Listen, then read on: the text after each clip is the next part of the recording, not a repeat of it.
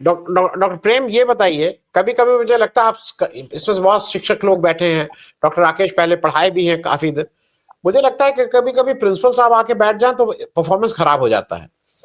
मैं अभी भी ये मानता हूं कि यूएसए वाले रिमार्क को अगर किरण रिजिजू जी चुपचाप चले जाने देते तो उसका कोई बहुत नोटिस भी नहीं लेता, लेकिन उन्होंने उसको इशू बना के जो नहीं भी है उस तक ये पहुंचाया कि ये परेशान थे कि किसी तरह से बुलाया जाए, किसी तरह से बुलाया जाए।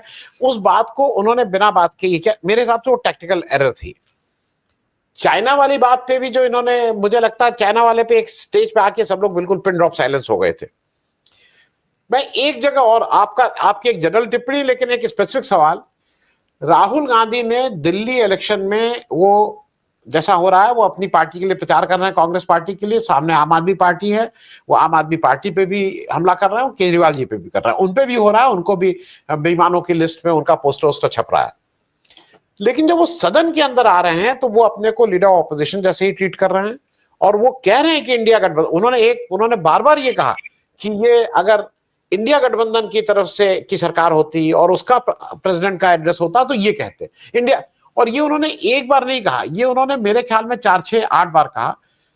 तो मेरे ख्याल में वो उस चीज को फाइन बैलेंस कर ले रहे हैं कि भाई एक उनकी उनकी एक आग्रह, उनकी एक अपनी वो है, अपनी पार्टी की प्रतिबद्धता है, जब इलेक्शन में जाएंगे तो उनको अपनी पार्टी के लिए प्रचार करना है, लेकिन वो अदरवाइज लीडर ऑफ ऑपोजिशन है और वो धर्म उनको उन्होंने आज निभाते हुए देखे गए। और ओवरऑल आपकी एक टिप्पणी डॉक्टर प्रेम।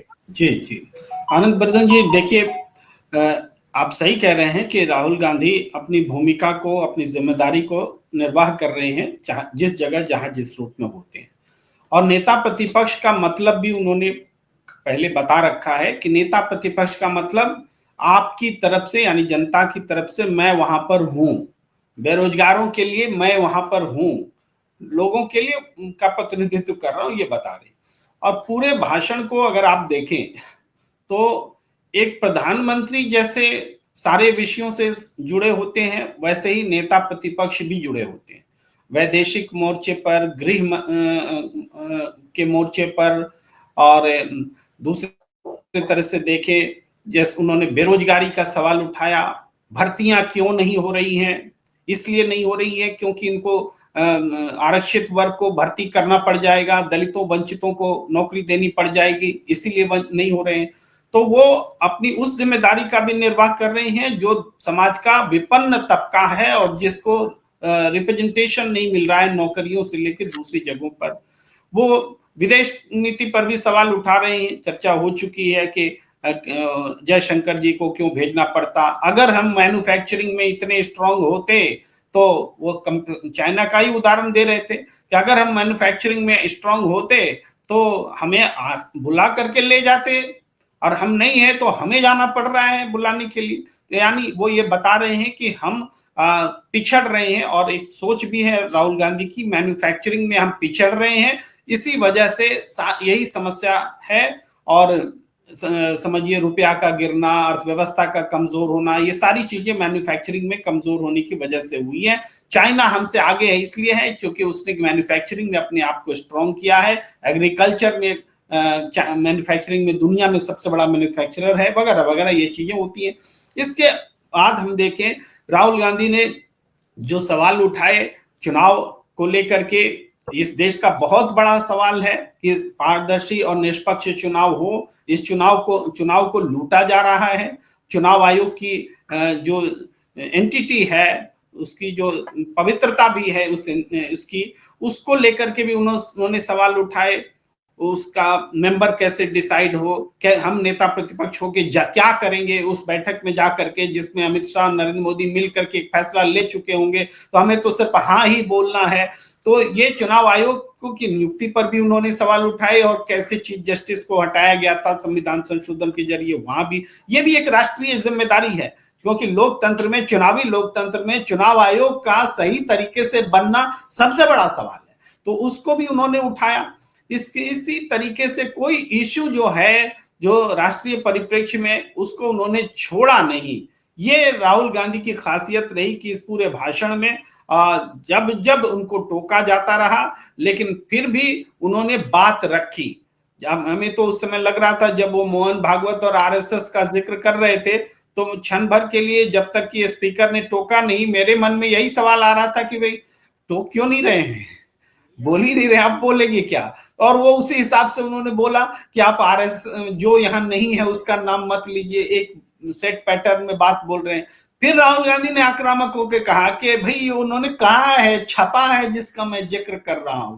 तो इस तरीके से उन्होंने बात रखी, यानी सैद्धांतिक तौर पर भी बात रखी, आरएसएस बीजेपी के सिद्धांत का विरोध किया। और जैसा कि डॉक्टर राकेश पाठक जी ने बताया, उन्होंने नरेंद्र मोदी जी को तो पानी पानी कर दिया कि ये देखिए सिर झुका लिए, ये देखिए मेरी तरफ तो देखेंगे नहीं। वो जो चीज है बहुत बड़ी चीज है, क्योंकि वो सभाओं में भी जो पहले बोलते रहे हैं कि मोदी की हिम्मत नहीं कि हमारी आंख में आंख डालकर बात कर सके, उस बात का वो एक्सटेंशन है, वहां से जुड़ता है। अदरवाइज इन शब्दों का कोई मतलब नहीं होता कि वो नीचे देख रहे हैं कि ऊपर देख रहे हैं। वो पहले से जो बोल रहे हैं उस बात का एक्सटेंशन है, और वो समझा रहे हैं कि वो बोल ही रहे हैं कि संविधान को माथा टेकने के लिए हमने मजबूर किया। वो तो आम सभाओं में भी बोल रहे हैं, सदन में भी बोल रहे हैं। और ये कांग्रेस की जीत है कि 400 पार नहीं आया और इनको संविधान का सम्मान करना पड़ा। तो ये सारी चीजें गुथ करके जो है वो इसी रूप में दिखती कि समय का एक एक सेकेंड्स का यूटिलाइजेशन, राष्ट्रीय समस्याओं को रखना, राजनीतिक समस्याओं को रखना, चुनावी समस्याओं को रखना, सामाजिक समस्याओं को रखना, और सदन इसी के लिए होता है। इवन सीमा की समस्याओं को रखना, रक्षा की, मतलब प्रधानमंत्री और हमारे सेनाध्यक्ष की बातें परस्पर विरोधी हैं, इससे भी बड़ी बात कुछ नहीं हो सकती। उसको उन्होंने रखा मजबूती से कि हमारे प्रधानमंत्री कुछ बोलते हैं, सेनाध्यक्ष कुछ बोलते हैं। उन्होंने एक बार भी नहीं कहा कि ये झूठ बोलते हैं कि वो सच बोलते हैं, नहीं कहा। दोनों अलग अलग बोलते हैं, उसी में दोनों बातें समाहित हैं। तो बिना आरोप लगाते हुए दिखे बिना उन्होंने इतने आरोप लगा दिए हैं कि ये इतिहास याद रखिएगा इस भाषण को। जी डॉक्टर प्रेम, एक तो एक बहुत अच्छा, मेरे एक कुछ दर्शक इतना अच्छा कहते हैं, मुझे लगता है कि वो हम शेयर कर लेना चाहिए। वो जो डॉक्टर राकेश बता रहे थे कि हाथी का जब मोदी बता रहे थे, तो हमारे एक दर्शक डीबी पाटिल साहब है, पाटिल मैं इसलिए बोल दे रहा हूं कि वो हिंदू हैं। वो कह रहे हैं, अरे जनाब, प्लास्टिक सर्जरी से हाथी का सर लगाने के बदले काटा हुआ सर क्यों नहीं लगाया, बेचारे हाथी को क्यों मारा। ये सवाल बहुत ही तार्किक सवाल है भाई। भाई जो कटा हुआ रखा था गणेश जी का वही लगा देते, हाथी को क्यों बेचारे को बलि ले ली, उसका सिर काट दिया गरीब को मार के ले आके। तो इनका बहुत जेन्युइन क्वेश्चन है, और मुझे ये क्वेश्चन ऐसे लगते हैं जो बच्चे जब पूछते हैं और हमारे पास उसका जवाब नहीं होता है, तो मेरे पास भी इसका जवाब पाटिल साहब को सैल्यूट करना चाहिए। और डॉक्टर प्रेम, अगर आपके पास जवाब हो तो आप बता दीजिएगा, भाई हाथी को क्यों मारा, जब कटा हुआ, जब इतनी सर्जरी आती थी तो वही से लगा देते। लेकिन मैं जरा इसी पे एक चीज और पूछूंगा। राहुल गांधी आज एक चीज और बताए, वो शिव जी को नहीं भूलते हैं। और ये जो मैं भारत जोड़ो यात्रा में भी देखा, वैसे भी जब आप कभी उनसे मिले, वो कुछ शिव जी के ज्यादा बड़े, मतलब वो शिव का एक है, मतलब उनका पूरे वार्तालाप में, उनके पूरे पर्सोना में, या उनकी पूरी सोच में कहीं ना कहीं वो शिव को करते हैं, और शिव के से बहुत ढंग से प्रभावित हैं। क्योंकि वो जब कहते हैं तो वो ये नहीं कहते हैं कि शिव का नाम वो जबरदस्ती लाए। वो शिव को हम और आप जो जल चढ़ाना और दूध चढ़ाना और धतूरे के रूप में नहीं, वो कह रहे थे कि शिव से मैं इंस्पायर से focus carefully and don't get distracted. ये इधर उधर नहीं, आप बिल्कुल केंद्रित होके अपने लक्ष्य पे चलिए। मैं थोड़ा एक इस पे भी चाहूंगा, क्योंकि भारत में शायद मतलब ऐसे मनीषियों की जरूरत है जो हिंदू धर्म के इस पक्ष को, शिव का अगर कोई बात हो रही है तो शिव का ये जो पक्ष है, निरंकार, संपूर्णता, सबको साथ लेके चलना, सबके साथ वो फोकस, इस पे अगर कोई समझ पाया है तो मुझे नहीं लगता है कि हाल के दिनों में मैंने किसी पॉलिटिकल लीडर से इस तरह की भी एक बात कही हो। तो मैं इस पे भी एक टिप्पणी आपकी चाहूंगा, डॉक्टर प्रेम। जी जी, देखिए आनंद जी, आपको ध्यान होगा, याद होगा कि राहुल गांधी बोलते हैं अक्सर कि मैं शिव भक्त हूं। उनसे किसी ने सवाल भी पूछा था कि आप अयोध्या कब जाएंगे, ऐसा, उस समय राम मंदिर प्राण प्रतिष्ठा हो रही थी, उसके तुरंत बाद की बात है। तो उन्होंने कहा मैं शिव भक्त हूं। उन्होंने ये कभी नहीं कहा मैं जाऊंगा कि नहीं जाऊंगा कि कब जाऊंगा, उत्तर सिर्फ इतना था, मैं शिव भक्त हूं। तो वो इसको खुल करके इजहार करते हैं, ये राहुल गांधी का। और आप देखेंगे कई बार वो शिव के दर्शन के लिए पहाड़ पर गए भी हैं, जो सबसे ऊंचा पहाड़ है हिमालय, आप जानते हैं, वहां शिव जी की जो आस्था है वहां गए हैं। तो इसको हम मानते हैं कि वो ईमानदारी से जवाब देते हैं, खुद को नास्तिक भी नहीं कहते, खुद को शिव को मानने वाला भी कहते हैं। और जब शिव की बात होती है तो मैं एक बड़ा अच्छा वाकया आपको बताऊं। जैसे शिव जी के आसपास जीव भी हैं, जंतु भी हैं, सब लोग हैं, परस्पर विरोधी, एक दूसरे का आहार जो होते हैं वो भी साथ है। तो शिव की के आसपास देखने से ऐसा लगता है कि परस्पर निर्भरता और एक दूसरे के लिए जरूरत, और वही संसार है। तो बहुत पहले एक भाषण की बात थी, मैंने लिखा था अपने देश के बड़े नेता के लिए। तो उन्होंने क्या किया था कि उसको जाकर के गुड़ गोबर कर दिया था कि ये सारी बातें लिखी हुई थी, उसको पढ़ा उन्होंने, और उसके बाद में फिर वो हिंदू मुसलमान पर चले आए। तो वो जो इसमें भाव है कि अलग अलग क्रिएचर्स एक साथ एक दूसरे का आहार है फिर भी एक साथ रहते हैं, एक दूसरे का शिकार है फिर भी एक साथ रहते हैं। तो ये जो उसमें मैसेज था, उस मैसेज का उन्होंने गुड़ गोबर कर दिया था, जिनके लिए मैंने लिखा था, नाम लेना नहीं चाहता, इशारे भी काफी होते हैं।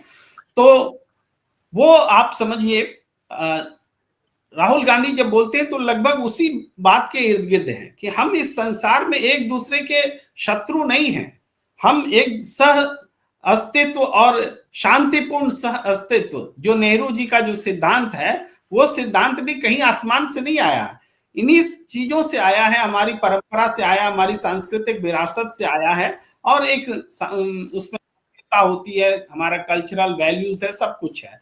तो उसको भी राहुल गांधी आगे बढ़ाते हैं, इंडोर्स करते हैं, वो एक बात है। पर लोकसभा में जो राहुल गांधी ने भाषण दिया और उसके बाद भी अभी चुनाव की रैलियां भी कर रहे हैं और रोड शो वगैरह भी कर रहे हैं, भाषण भी दे रहे, सब कुछ चल रहा है इनका।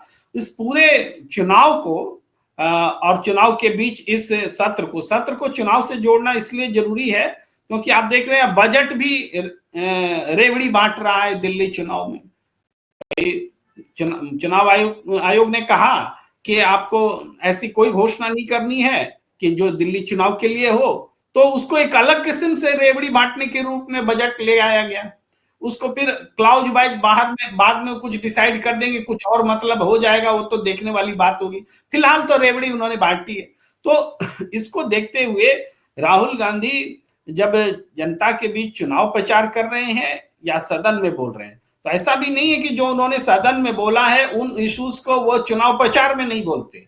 भले बहुत सारे लोग आलोचक ये कहते हैं कि राहुल गांधी लोकल इश्यूज को टच नहीं करते, ये बोल के आलोचना करते हैं, हालांकि लोकल इश्यूज भी टच होता है। भाई अगर सांप्रदायिक सद्भाव की बात होगी तो वो लोकल इश्यू नहीं है क्या? भाई जहांगीरपुरी दंगा बोलेंगे तभी लोकल इश्यू है, सांप्रदायिक सौहार्द भी इशू है, सांप्रदायिक दंगा भी इशू है। जब हम यमुना की सफाई की बात करेंगे तो वो लोकल इशू भी है और देश का इशू भी है। इसी तरीके से राहुल गांधी जब दिल्ली और पेरिस वाला सवाल उठाते हैं तो वो लोकल इशू भी है और दिल्ली राजधानी है तो नेशनल इशू भी है। तो वो दिल्ली का एक अलग चरित्र है, तो उस हिसाब से वो अपनी बातें रखते हैं। लेकिन मूल बात यह है कि आज की राजनीति को और आने वाले समय की राजनीति को वो एक दिशा देते हुए दिख रहे हैं। देश की तमाम अपोजिशन पार्टियां उन मुद्दों से जुड़ने को विवश हो रही हैं जिन मुद्दों को राहुल गांधी समझा रहे हैं, क्योंकि पहली बार ऐसा देखने को मिल रहा है कि नेता मुद्दों को समझा रहा है। वरना इस देश में राम मंदिर का मुद्दा भी समझाया नहीं गया था कभी, वो भी आस्था पर ही चला। क्यों चाहिए राम मंदिर, उसी जगह पर क्यों चाहिए, आज तक समझाया नहीं जा सका, वो भी आस्था पर ही चला। लेकिन राहुल गांधी हर मुद्दे को समझा रहे हैं, इवन राष्ट्रीय सुरक्षा को समझाते हैं, सामाजिक सुरक्षा को समझाते हैं, राजनीति कैसे खतरे में है, डेमोक्रेसी खतरे में है कैसे, उसकी एक एक बात को वो परत दर परत खोलकर लाते हैं। तो ये देश की तमाम अपोजिशन पार्टीज और उनके लीडर्स का सही मायने में वो एक नेतृत्व के रूप में उन्होंने खड़ा कर लिया है और वो स्वाभाविक नेतृत्व है, कोई थोपा हुआ नेतृत्व नहीं है। आज कोई ये नहीं बोल सकता कि मैं राहुल गांधी जो बोल रहे हैं उनकी बात गलत है। पहले तो तथ्यों पर गलत बोलेंगे तब तो ये बात आएगी आप नेतृत्व मानते हैं कि नहीं मानते हैं, तथ्य पर तो कहीं रोकिए। तो यहाँ पर एक स्वाभाविक नेतृत्व उभरा है जो सिर्फ अपोजिशन का लीडर नहीं है, जैसे आइडिया ऑफ इंडिया होता है, आइडिया ऑफ लीडरशिप है। ये आइडिया ऑफ लीडरशिप अपने आप में वो ला रहे हैं, दिखा रहे हैं बिना बोले हुए, यही मैं कहूंगा जी।